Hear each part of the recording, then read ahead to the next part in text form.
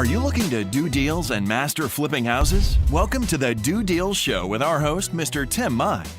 As a successful investor and mentor to many real estate investors, Tim's students consistently run 6- and 7-figure investing businesses.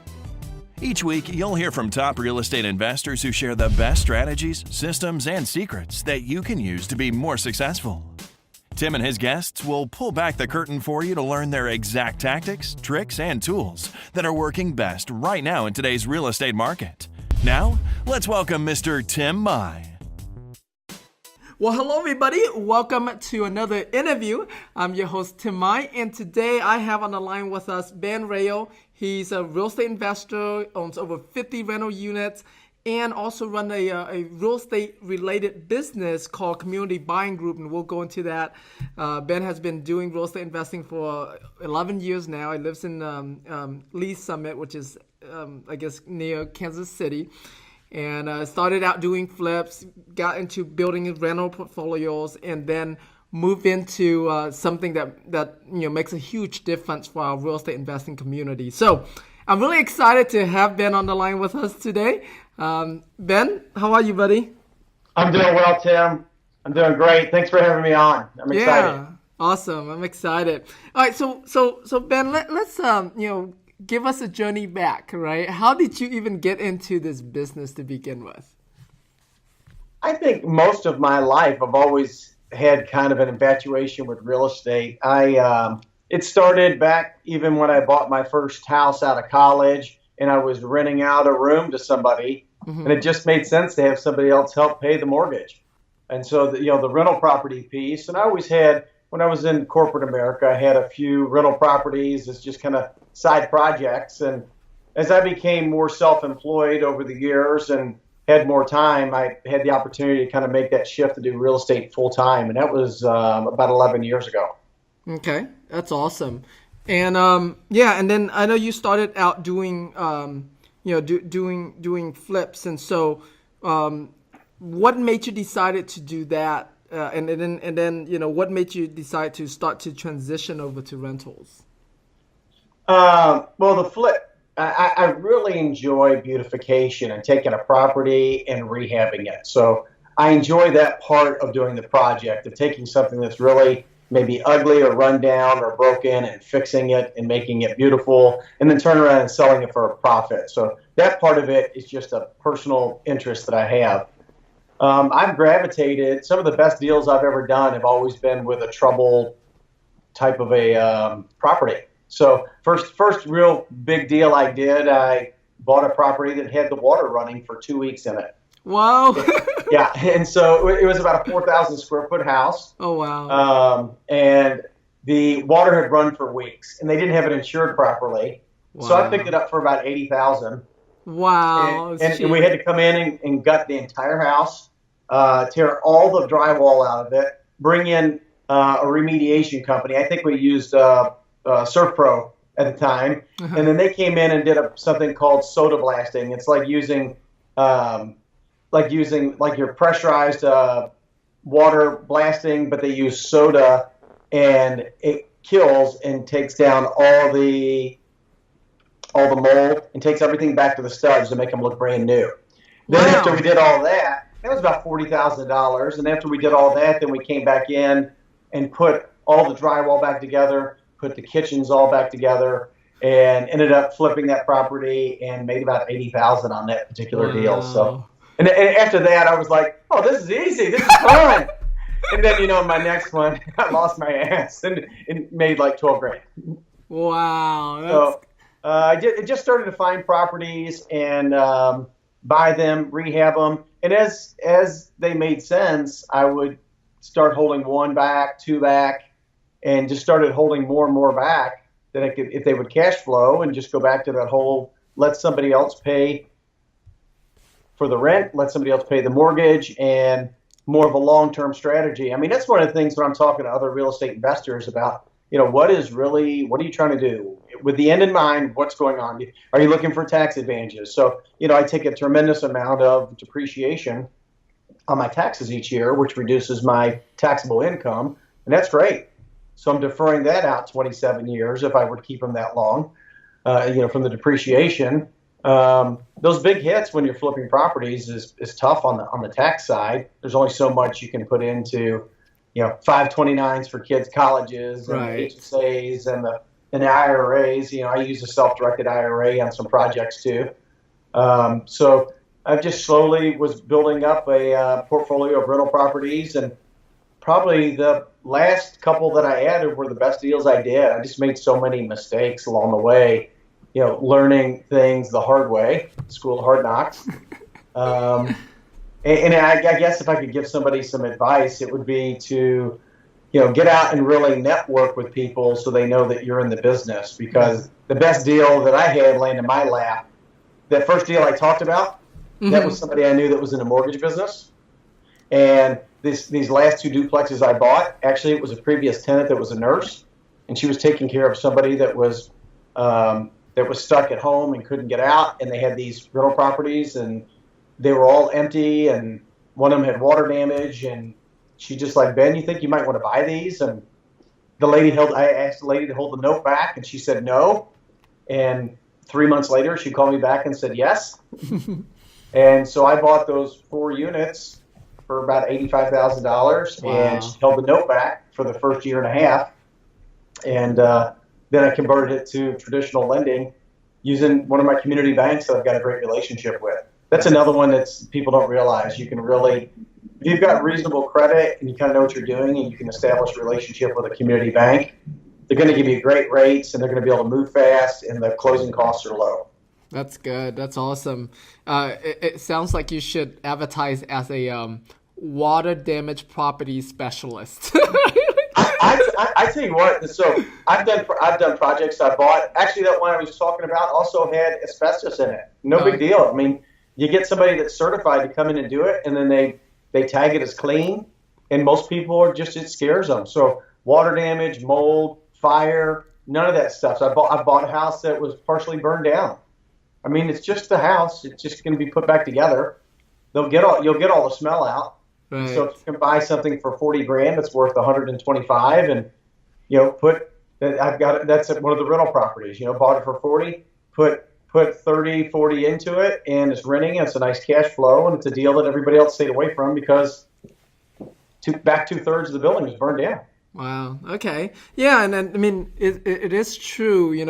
Those properties are intimidating, right? Because the amount of repairs that goes into it, the amount of like specialized knowledge you gotta have to do those deals. And so like you said, just find the specialist to get it done. You don't have to have the knowledge. You don't have to actually know how to do it. You don't. And there's a lot of those people that do that. I mean, ServPro is like a gigantic franchise that's probably everywhere. But there's also second-tier people that do remediation. I've established a nice relationship with somebody that does my lead-based testing too. So sometimes if you'll rent to something like the Section 8, they're going to come in and make sure there's no lead or loose paint if you've got to do something. So that's a relationship you need anyway. And if you don't have any idea where to start, if you're part of a networking group locally, I guarantee you if you raise your hand and ask the question, there's probably somebody in the room that does it, or there's probably somebody in the room that's used somebody that they can that's reasonable and reasonably priced and not going to take advantage of you. So I would encourage you to get out and network and ask people these questions and don't be embarrassed about it. Right. That's awesome. Now, 50 rental properties is a lot. Do you manage it yourself or in your office, or do you outsource them? Actually, it's all managed, self-managed. I do have a partner for some of those, and we've kind of split some of the responsibility, but I manage everything that I do from my desk. There's some of those properties I haven't been in 6 or 7 years. Mm-hmm. And most of it's through technology. So we have a website. We have a website that somebody can apply on, that somebody can put their maintenance requests through, and we kind of track all that on the backside. We use a product called RentFast, R-E-N-T, FAST, and the last word's community. RentFast Community, it's just it's a monthly charge, and you basically can set up your properties, and it's got some different functionality to accept, like through PayPal, rent, or application fees, and that alone is a big help. Now you've kind of coached and taught all your tenants to go to your website to submit maintenance instead of calling you. Right. And then on some of those properties that I have a partner with, he actually goes and shows the properties. So I don't get out and show those. And so we scan the leases. We do everything electronically. No paper. Use Dropbox in the cloud to store all of our documentation. For all my businesses, everything's in Dropbox. Cool. Now, how to manage your rentals. Have you, and I'm so guilty of this, and I wonder why, rentals is like my weakness, right, in terms of like real estate investing. It's because I look at where I get my education. I spend a lot of time, effort, money on learning how to get deals, how to negotiate for deals, how to structure deals, right? So all of that, acquisition and even rehabbing, how to sell them quickly, but how to be a landlord is something that I've never officially paid money to learn, except for like the School of Hard Knocks kind of money. Yeah, right? I think I'm the same way too. It's I attend a lot of events, and so you do hear people speak on it. Somebody like Jeffrey Taylor, Mr. Landlord, great content. He does like an annual event, usually sometime in the May time frame. I always attend that because he'll have speakers in. They have some great ideas. Actually, I'd heard a speaker at one of his events, and it was the one that gave me the idea of doing that seller holdback, which is nothing magical, but it just wasn't something that was kind of in the forefront of me thinking. And so it's like, okay, structure it. Hey, will you hold the note back? And, that worked. And that became I put $6,000 into that deal. Wow. It's cash flowing almost $15,000 a year. Wow, that's awesome.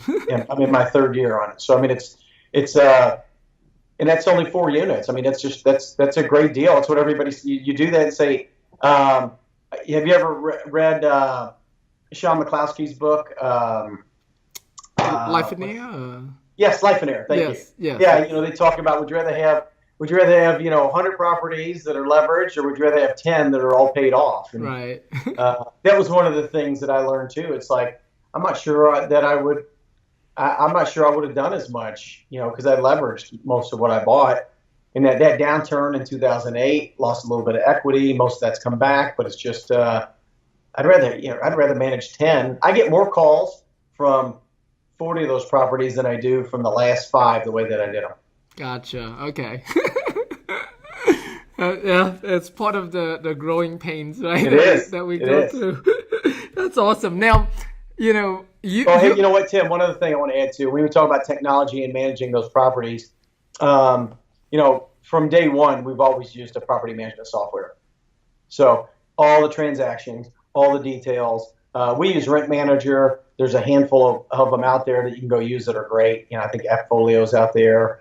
There's Buildium's a good one for smaller companies. So there's a lot of those, but that's going to just keep everything wired tight as far as who's paid rent, managing your deposits, all your expenses, and be able to just kind of hand that whole thing right off to your account at the end of the year for them to go do your taxes.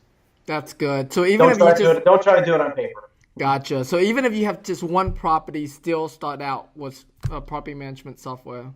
I think that some people are doing it in QuickBooks successfully, and I don't know. I don't know the details of how that really works, but we run Community Buying Group and my other businesses on QuickBooks, but for the property management stuff, we do all that through Rent Manager.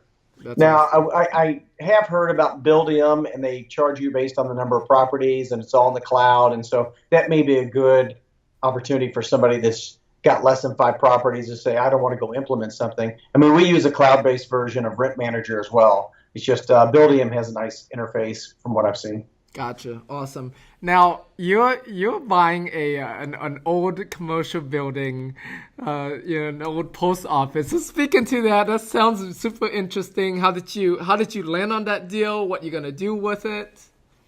All right, so I'm way over my head here. So I live in a town that's a suburb of Kansas City called Lee Summit, and we're about 100,000 people. And we have an old post office that closed. They consolidated buildings, and it's in the downtown business district where we are. And some people have tried to buy that building, and they wanted to redevelop the entire block, which is way beyond my capacity to put in, hundreds of multifamily and redevelop buildings and retail and do all that on a full city block scale. But the deal fell apart. I approached the broker. What's going on? Another deal fell apart, and I approached them to go buy it and put a offer in to buy it, and they chose my offer for some reason. And so then I'm in the process of, I've got some ordinances changes and other things to keep the building, and we're going to repurpose that building to create a co-working space. So that's built for entrepreneurs. Another part of my passion is really helping people that are in small businesses to build their businesses, or entrepreneurs to get ideas. All the experience I had from technology before real estate, and then the experience over the last 10 years from real estate, all just continues to kind of build on something new. And what the real estate built was for me too, and I'll get back to the post office piece in a minute here, but the real estate business built to say, holy cow, there's 3-4 million people that are residential real estate investors all over the country, and they're all small businesses. And one, they're maybe not running their businesses as well as they should, because there's a lot of people are doing it part-time, or they're cowboys, or don't have structure or experience to run a business. So that's what got me to start Community Buying Group, and that's where I spend most of my time today. And that's just a big national co-op for real estate investors all over the country. So people can join Community Buying Group, and if they do, they're going to be able to save money on all the materials they buy. So all that paint and appliances and office materials and anything that you're really kind of doing for your business, you get discounts, and we're going to save you thousands of dollars every year. It's well worth it to join. It's $100 a year to join, so it's not a lot of money. And if you're flipping your first house, you're going to save that back tenfold. Wow. So that's really, it seems like that's the way my life has been over the last 15 plus years, is I've not worked for anybody else, and just one business kind of built on the next. And so the experience you get from there, you take it and say, wow, here's a need, let's build this. And so we're 6 years into Community Buying Group and have about a dozen employees here. And this co-working thing at the post office was always something I had a dream of. Part of when we were building Community Buying Group, I was out there raising money and pitching and getting in all kinds of different grant programs, because I bootstrapped the entire business myself. Nice. And so that part of it is something that's really enjoyable to me. And there's so many people, not just in real estate, but in all kinds of different businesses, that just need help. And so this co-working space is a great opportunity to help people that are small businesses. They could be real estate related, but most of them are going to be other types of businesses, ideas. I'm sure everybody knows people that say, I've got this great idea, I want to do it, and they just don't know where to go find the resources to help do it. So we're going to repurpose that building, and that's going to be a great part of that's kind of a civic philanthropy project for me. I see. Community Buying Group will relocate our offices into that building once that's done, and we hope to have that open this summer. That's awesome. Are you going to keep the post office theme as a historical thing, or no?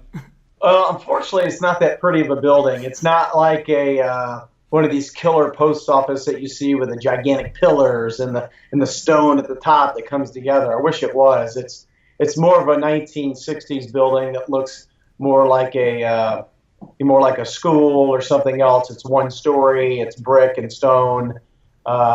So it's a gigantic warehouse, 18 foot tall ceilings, and we're going to go and rebuild the entire inside of it and there'll be over 30 private offices and an event space and coffee shop and different things. So wow. It's a neat project, and it's kind of like rehabbing a property on steroids. Yeah, no kidding. So how big is the entire space? It's over 12,000 square feet. Over 12,000 square feet. Okay. Yeah. Wow. Okay. I mean, 12,000 square feet isn't a lot, but it sounds like you're going to pack a lot in that 12,000 square feet. There'll be a lot packed in there, and I quickly learned that that's not very much space.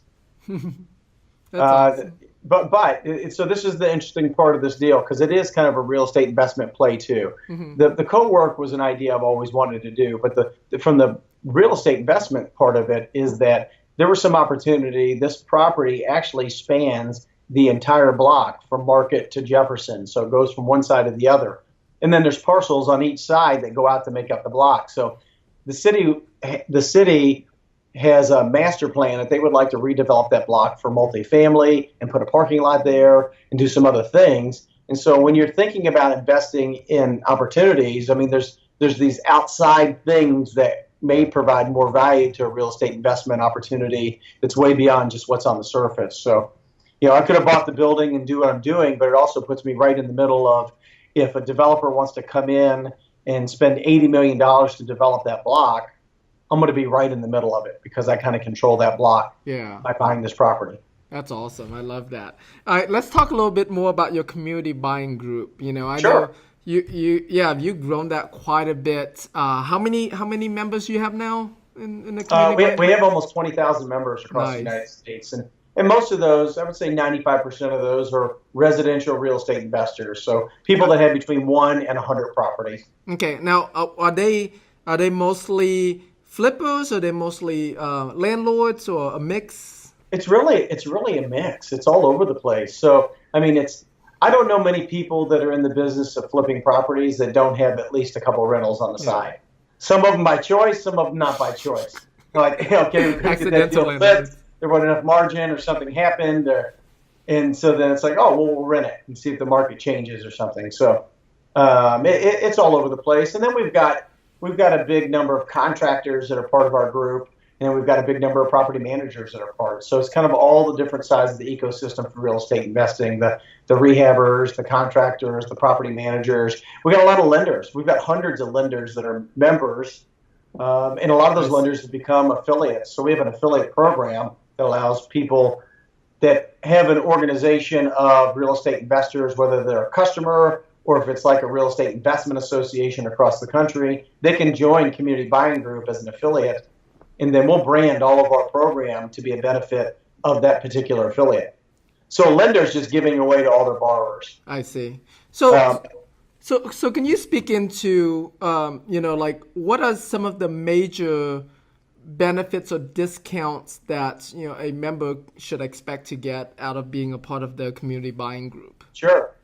Well, as you know, some of the biggest things you're going to buy are going to be appliances, paint, flooring, and so between our relationship with Lowe's, obviously that's a big one. Then Sherwin-Williams is huge. Oh yeah. It's almost 40% off on paint. We've got a couple hundred different SKUs there. Sherwin-Williams has a flooring division that a lot of people don't know about. So that's a flooring division that's kind of a hidden gem, because they'll come in and install it and take your old stuff out and do the whole turnkey if you want to do that. Some of the other ones, we've got REI Guard, which is a really nice product. That's insurance that's specific to real estate investors. So if you're flipping a property or you're renting it, you need to have REI Guard. And here's why. You can get a schedule for the month and have every property listed on it, and you get billed just that month for whatever properties that you're insuring. And if it's empty, they know you're renovating it. And if it's got a tenant in it, they know that it's a rental.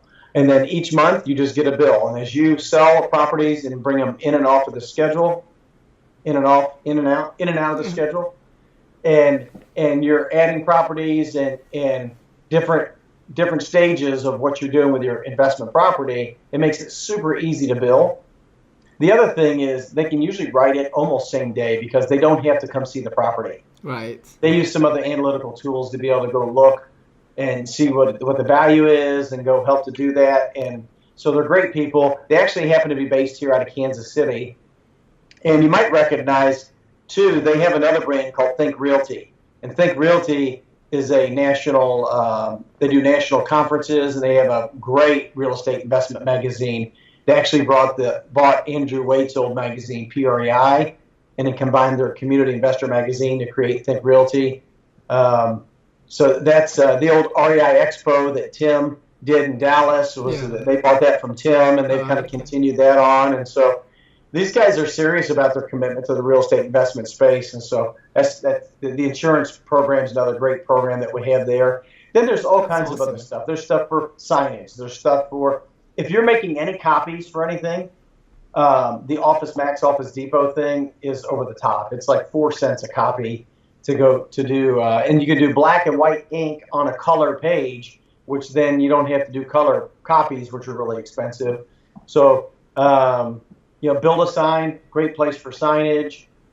We just added Podio, which Podio, and if you don't know what Podio is, it's a CRM system that allows you to kind of track people in different parts of your business. But the cool part for real estate investors is that there's all these different plugins that are out there, a third party that plug in that can connect texting and calls and emails and auto contracts. And so a lot of the people that you and I know from Collective Genius are gurus at Podio, and they're just crushing it with automation. So we just added that. So that's a great deal where it's like 10% off monthly or 30% off annually. So you take all that and add it all together, and that's how we help somebody save thousands of dollars. You can go out to communitybuyinggroup.com and click on the suppliers tab, and you'll be able to see all the different suppliers that we have.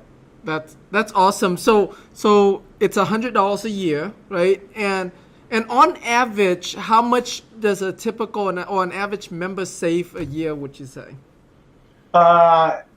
We haven't crushed the numbers for 16 yet, but for 2015, the average savings was $1,600 a year. Wow, that's awesome. That's a great return for sure.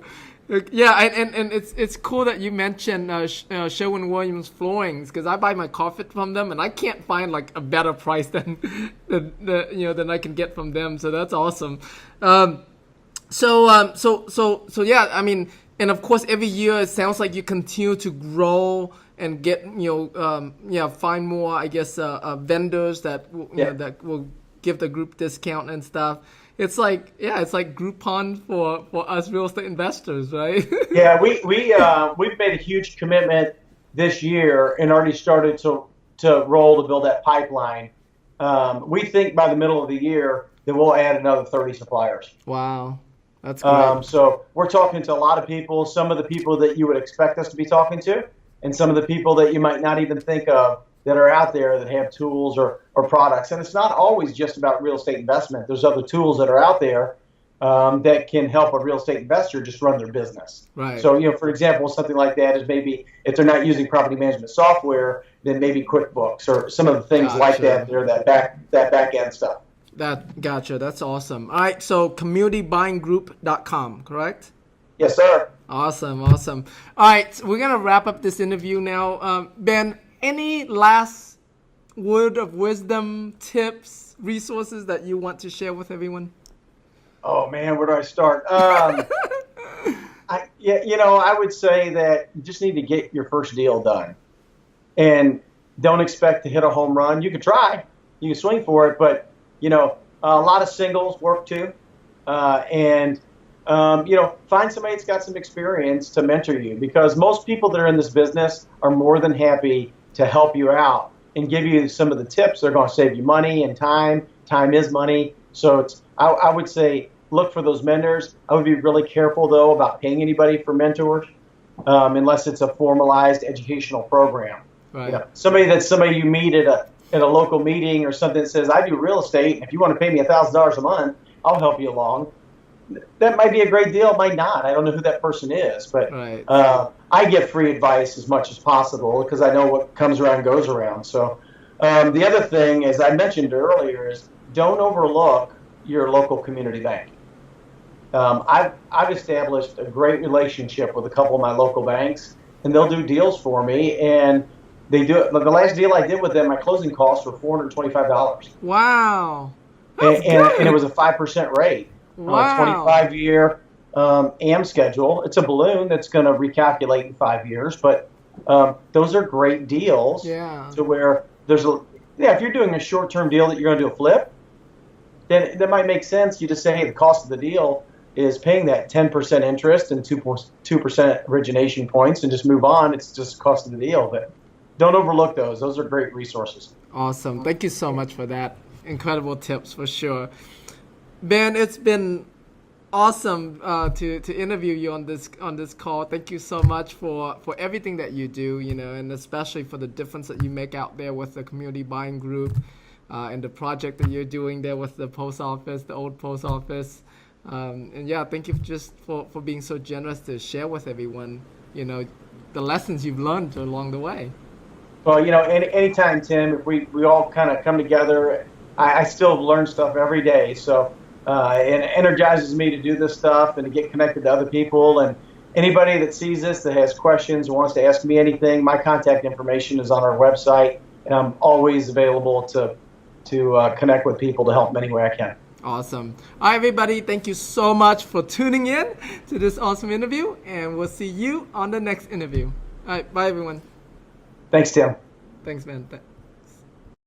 And that's our show for today. If you have any questions or would like to get further training from Tim Mai, please visit our website at www.dodeals.com/Tim.